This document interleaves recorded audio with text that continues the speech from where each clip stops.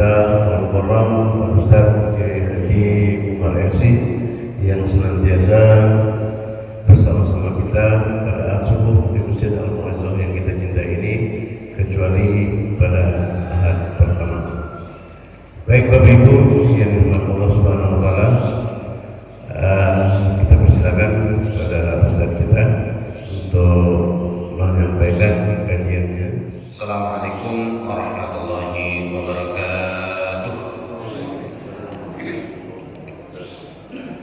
Innal hamdalillah hamdan yuwafi ni'amahu wa yukafi mazidah. Ya Rabbana lakal hamdu kama yanbaghi li jalali wajhika wal 'azimi sultanik. Subhanakallahumma la nuhsi thana'an 'alaika anta kama athnaita 'ala nafsik. Allahumma shalli ala sayyidina Muhammadin salatan wa salaman daimaini mutalazimaini ila yaumiddin. Amma ba'd. Syukur alhamdulillah pada kesempatan yang berbahagia ini, tanggal 11 Muharram 1442 Hijriah, Allah masih memperkenankan kita untuk sama-sama berada di tempat yang mulia ini, yang Allah insya Allah menjadi tempat kita bermunajat kepadanya, tempat yang Allah sayangi insya Allah, dan mudah-mudahan selalu rahmat insya Allah. Bapak Ibu yang kita muliakan, yang kita bahas pada kesempatan yang berbahagia ini adalah Islam secara kafah, masuklah Islam secara kafah sebagaimana firman Allah Subhanahu wa taala disebutkan dalam surat Al-Baqarah ayat 208. Ya ayyuhalladzina amanu dakhulu fis-silmi kaffah wa la tattabi'u khutuwatis syaitan innahu lakum aduwwun mubin. Sallallahu alaihi. Wahai orang yang beriman. Jadi ini panggilannya adalah yang sudah merasa diri ini beriman, karena iman ini kita lihat pengertiannya aman, nyaman dalam hati kita sebagai hamba Allah. Maka ketika kita mengimani sesuatu yang belum pernah kita lihat, kita meyakini bahwa itu benar adanya. Bapak Ibu yang kami muliakan, kita yakini bahwa dengan rukun iman kita ini meyakini Allah ada. Kita tidak melihat Allah secara kasat mata kita, zatnya Allah. Kemudian kita tidak melihat bagaimana malaikatnya, tapi itu ada. Kita tidak melihat alam akhirat, bagaimana di dalamnya ada surga dan neraka. Ini semuanya adalah sesuatu yang kita imani, kita yakini, merasa aman. Jadi iman itu sesuatu yang pada umumnya kita belum pernah lihat, tapi kita yakini. Ketika sudah sampai ke situ, itu namanya pembuktian.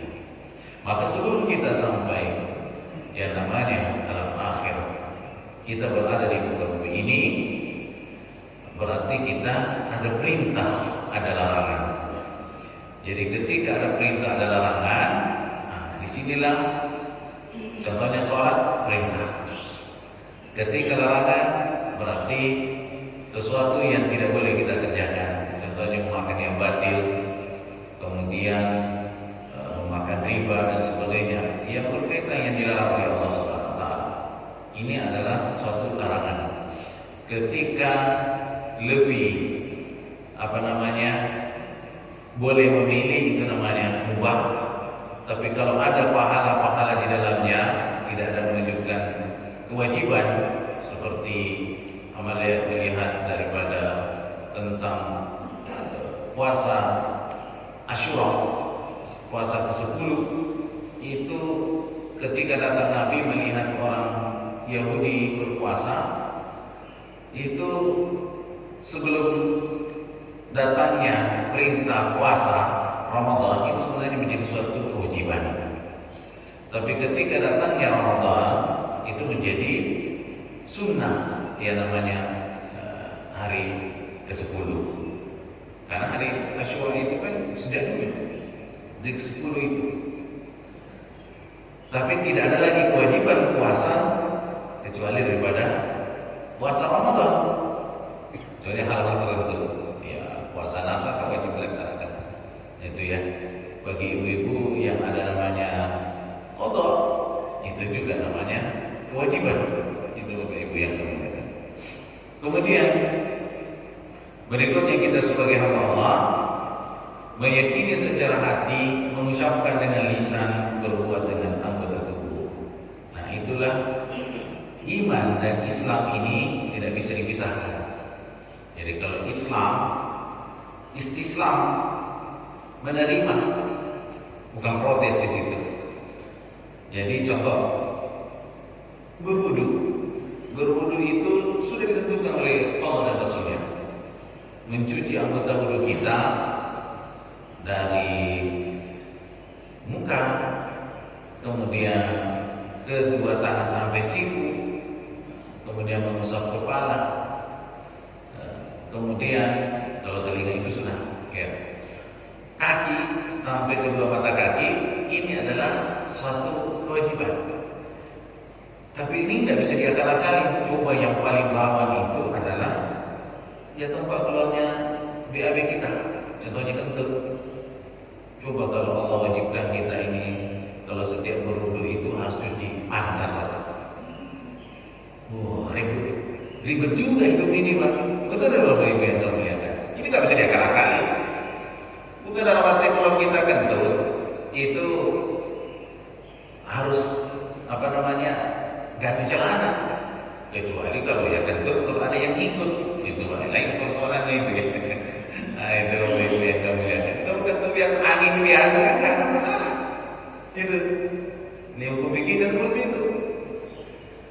Nah, maka yang digunakan kentut itu adalah ada angin yang keluar. Tapi kalau angin masuk ke dalam itu bukan kentut namanya, Pak. Perasaannya aja. Nah, ini yang harus kita perhatikan. Itu namanya jadi sebagai muslim kita menerima itu. Contohnya sebelum kita sholat kita berwudu. Karena sebenarnya wudu itu tidak wajib, tapi akan menjadi wajib kalau mau sholat. Maka itulah malayatimul wajibu illa bihi wa huwa wajibun. Sesuatu tidak akan sempurna kewajiban itu terkecuali dengan itu. Contohnya wudu. Tidak akan sempurna sholat kita, tidak sah sholat kita kalau kita tidak berwudu. Itu dah Bapak Ibu. Ya, kecuali kalau ada keadaan tertentu yang tidak bisa kita kena air. Ada penyebab yang kita tidak bisa kena air. Ada sebab-sebab ini mudarat dalam tubuh kita. Iya ada. Liistibahati sholat namanya tayammum. Itu Bapak Ibu. Nah, kita kembali lagi melihat di sini. Nah, itulah namanya Islam menerima. Tapi kalau iman ini dari dalam hati kita tembusnya, meyakini bahwa apa yang Allah perintahkan saya terima dengan Islam, kemudian saya meyakini saya akan mengamalkan, maka fastaqullaha mastata'tum, takwalah kepada Allah sebagaimana mampu kalian. Hari ini kita diuji dengan masa pandemi adalah semampunya kita. Itu Bapak Ibu. Bagaimana kita salat semampunya kita. Nah, itu Bapak Ibu yang kami lihat. Nah, berikutnya adalah iman ini adalah sesuatu menjadi sangat berharga bagi kita. Kenapa? Karena salah satu nikmat yang terbesar yang Allah karuniakan kita adalah nikmat iman dan Islam. Itu Bapak Ibu. Nikmat iman dan Islam. Karena cara masuk surga itu beriman. Tidak bisa kita masuk surga kalau kita tidak beriman. Itu Bapak Ibu. Nah, itu kunci. Kemudian kita melihat lagi, udkhulu fis-silmi kaffah. Masuklah kalian. Artinya ini kita sebagai umat Islam semuanya ini, oh ini kita sudah muslim kok diajak masuk gitu ya. Ya Rabbana ya ayyuhalladzina amanu dukhulu fis-silmi kaffah. Masuklah Islam secara total. Itu ya. Alladzi la yaqbalu Allah dinan siwa. Jadi masuklah kita Islam karena Islam ini tidak akan ada agama yang diterima Allah kecuali ini, agama ini. Hakikatnya Islam itu dari awal sampai akhir Rasulullah SAW sampai saat itu namanya Islam. Nabi Adam juga disebut Islam. Gitu. Jadi kita harus melihat perbedaan-perbedaannya. Kalau perkara iman dari sejak Nabi Adam sampai Rasulullah nggak ada bedanya. Rukunnya sama, tauhidnya sama, itu ya. Yang menjadi perbedaan itu adalah syariatnya, syariat. Jadi syariat artinya perbuatan sehari-harinya. Apa yang contohnya kita lihat sholat. Sholat itu sebelum diwajibkan namanya 5 waktu. Perintah Allah kepada baginda Nabi namanya Isra Mi'raj. Kan sholatnya kan pagi dan petang. Itu kan syariat. Itu perbedaannya. Itu ya. Dan ada juga masih syariat berlaku syariat sebelum kita. Contohnya ini puasa Asyura ini syariat sebelum Rasulullah. Tapi masih ada. Itu dari akhirnya menjadi sunnah bagi kita. Itu namanya syariat sebelum kita. Apalagi syariat sebelum kita, ya seperti hukum rajam. Itu ya. Orang yang berzina kan dengan muhsan yang sudah menikah, nah, itu kan dirajam itu yang dimuliakan. Nah, dengan proses ya hukum. Nah, itu dengan bukti-bukti yang ada. Itu syariat di zaman Nabi Musa alaihissalam. Itu Bapak Ibu. Jadi di sini masih berlaku. Tapi ada namanya ya syariat yang contohnya puasa Ramadan itu juga syariat sebelum kita, tetapi penyempurnaannya ada pada Rasulullah SAW. Inilah kita lihat bahwa agama Allah satu, gitu ya. Tauhidnya sama, tapi yang menjadi perbedaan adalah syariat-syariatnya. Inilah yang harus kita jeli melihat Bapak Ibu yang kami lihat. Berikutnya kita lihat di sini.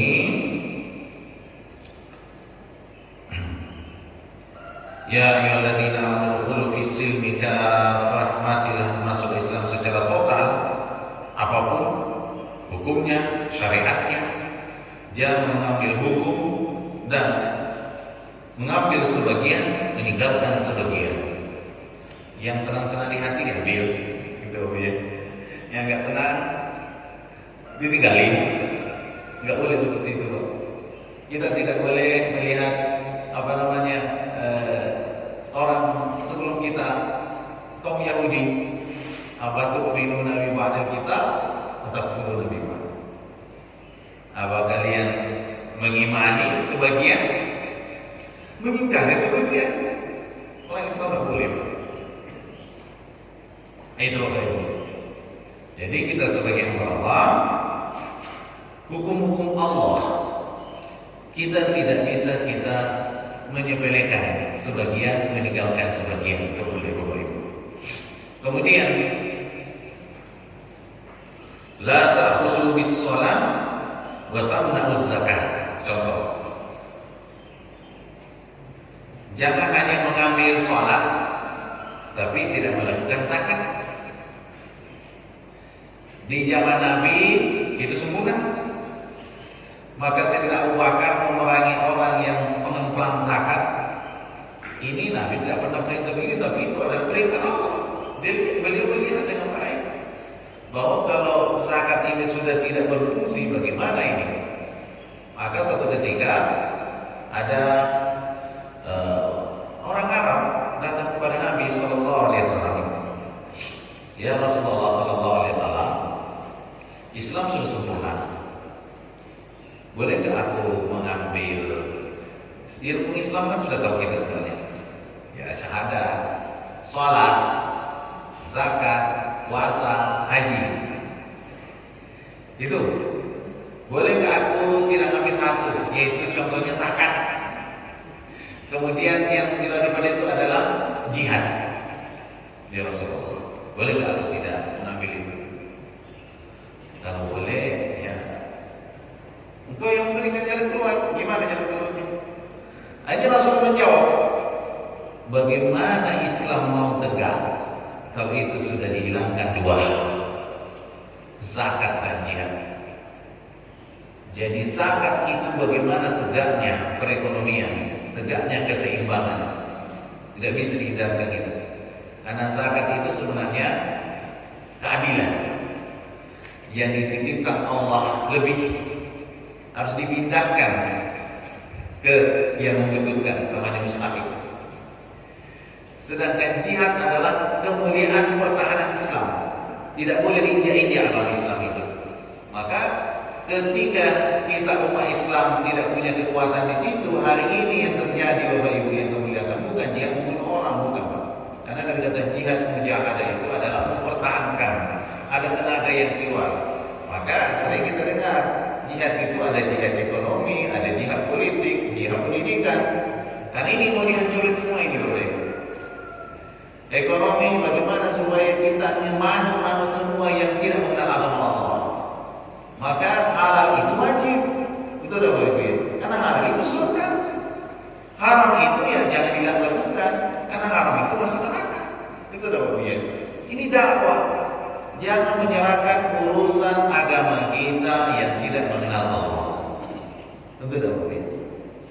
Tidak boleh kita serahkan. Maka Islam di sini harus berjuang mempertahankan di sini, mempertahankan. Ada ulamanya, ada yang tegak di situ. Ya Allah, kita lihat di media sosial sekarang kan yang menjadi pendidikan ibunya banyak. Itu udah ya, istilah daring itu ya. Setelah daring menjadi dating, darah tinggi. Betul Bapak ya. Ya kan kalau yang paling galak kan emaknya itu. Biasanya gurunya ngajarin begini-begini, dia masih sabar. Terima emaknya itu sekali dua kali, nggak mempan-mempan, darah tinggi lenting begitu. Gitu Bapak Ibu ya. Nah itu Allah Akbar. Dan sekarang kita melihat, masya Allah, ngeri-ngeri sedap itu Pak. Ngeri. Pendidikan sekarang ini dimasuki pornografi yang tidak layak kita tonton. Itu deh. Disebar. Astagfirullah. Jadi mau ngeri juga ini. Ini yang memberikan ke anak-anak, gimana itu Bapak? Di sinilah perlu ada perjuangan umat Islam. Benteng itu namanya jihad. Perlu ada anggota-anggota DPR yang benar di situ. Betul Bapak ya?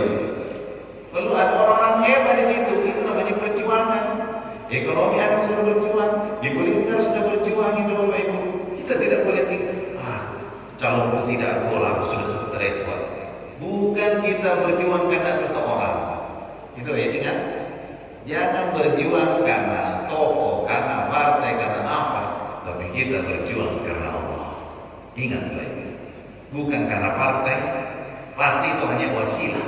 Kalau partainya benar dukung. Kalau nggak benar harus ikut. Itu kuncinya. Kita ini ada wasilah. Bagaimana Allah tegak di muka bumi ini? Itu kalau Ibu yang kamu lihat. Nah itu namanya jihad ya Pak ya.